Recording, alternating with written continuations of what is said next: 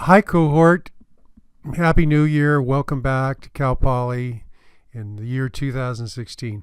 This is Dr. Roof, and I wanted to just give you a brief advanced organizer of what is to come in 552. You will hear more in detail about this on Thursday evening as we meet for the first time, but I wanted to get you started because this quarter, this course meets the last day that we have class, Thursday evening. So almost a week has gone by before we meet, and I wanted to give you just a head start. First of all, this is Monday, and the PolyLearn website will be up at the end of the day with this podcast attached to it and some readings for week 1.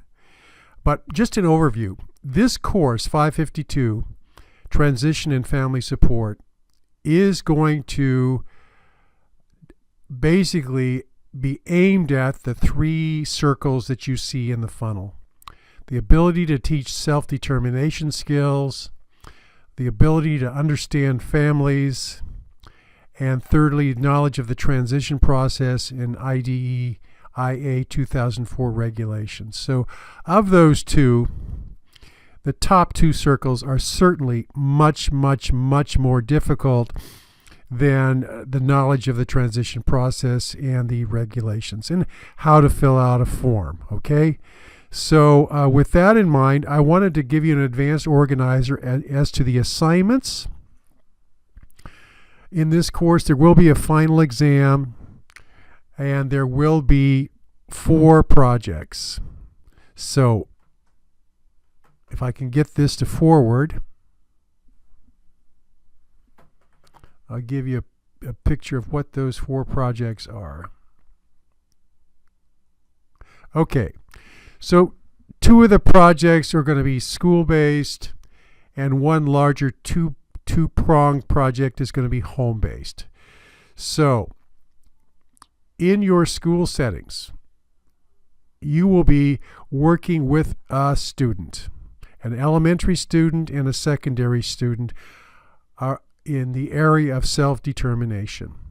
So if you are in contact, I know some of you are not back in your school sites, but if you are in contact with your mentor teachers via email or whatever, you may want to start thinking about an elementary child as well as a secondary youth with whom you might work. Okay?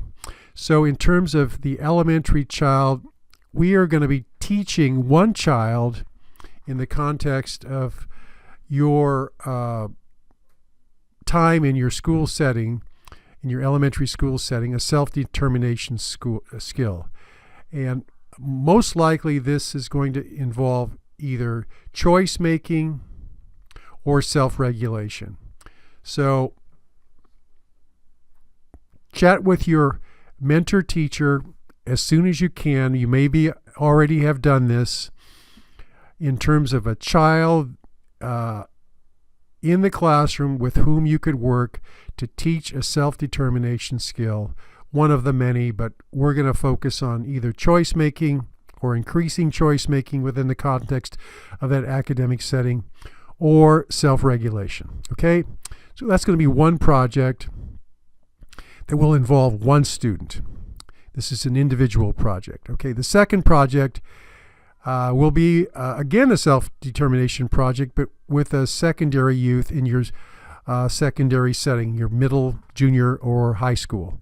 Okay, and this project also will involve self-determination, but the youth, because they are transition age, will be a little bit more involved in this project with you. So you will begin this project by conducting a self-determination assessment, and out of that assessment will flow needs of this particular student in terms of self-determination, and then we're going to work on one of those needs. Okay, and we're going to come up with a plan for this student for the immediate future, and you're going to part of that plan. There will be probably multiple parts of the plan that involve you, that involve the teacher, that might involve the parents.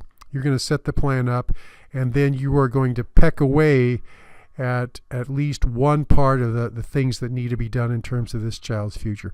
I'll just give you a for instance. So if it's a high school student, this person might be ready to graduate. They may need to visit Hancock College. You may need to go with them to Hancock College or talk to them about that.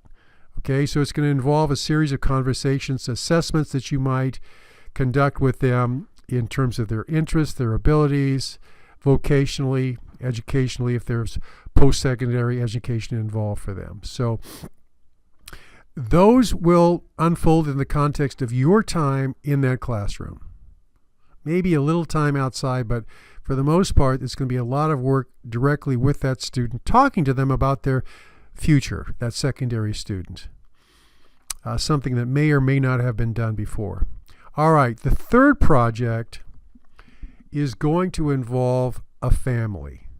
So in this project, we'll have two parts. A listening part where you, quote, interview, unquote, the family.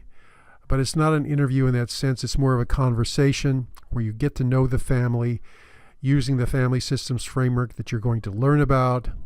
And then based upon that listening, those conversations, you're going to support that family in some way. So the support, may not be directed at the child with a disability. It may be, for example, that a sibling is coming up short and that the sibling needs some attention. So you may focus on that in terms of the actual support part of this project. It might be that you just give the family some respite, that you go grocery shopping for them. It's the range of things that you're going to do is going to be completely based upon you and your conversations with that family. It may involve tutoring of the student with a disability, but it may not. It certainly may not. So this is very open-ended. Now, in terms of where's this family going to come from, I'm resurrecting this assignment from the past, and I want you to have contact with a family. So you could consider using the family that's part of your autism project. That's one possibility. You could consider talking with one of your mentor teachers about this and asking them if they have a family that would be a good family to work with, that is communicative and so forth. Or you could go with a family that has no connection with either of your fieldwork sites. You might know a family. The kids in these projects do not have to have autism. They can have any disability. So you may know a student. You may have a family member that is an aunt or an uncle that has a son or daughter with a disability. So let me just talk a little bit about this. So I don't want any tension to you to be involved in any tension between families and schools. So you can talk to your teacher about this, and if your teacher is hesitant in any way, then we're going to want to go someplace else to find that family, okay?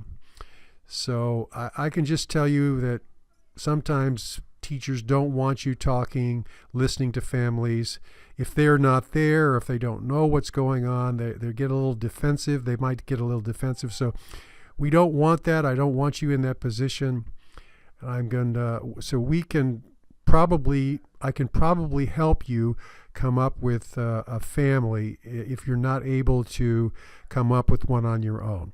So this project, if you know the family and have an established relationship with them, then it's okay if you do this on your own. If you do not know the family, then I would want you to do this project in a pair, okay?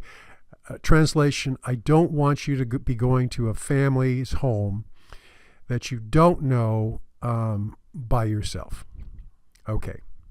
Even if the school or your friend or whatever tells you this is a great family, still, I don't want you to do that. There are liability concerns from the Cal Poly perspective about you going to a family by yourself to do this project. Okay, so that's all I'm going to say now. I think that this is going to be a great quarter, and that these projects, the first two, will fold right in with your field work, and the second one, because we're not doing an in-home autism project. I want you to get to know a family a little bit better, and this is one small way in which we can accomplish that task.